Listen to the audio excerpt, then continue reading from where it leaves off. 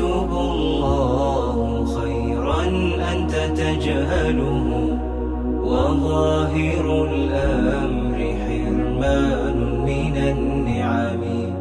ولو علمت مراد الله من عوض لقلت حمدا إلهي واسع الكرم.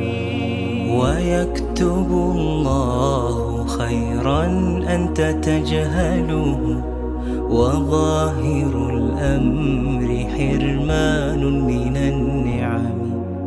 ولو علمت مراد الله من عوض لقلت حمدا إلهي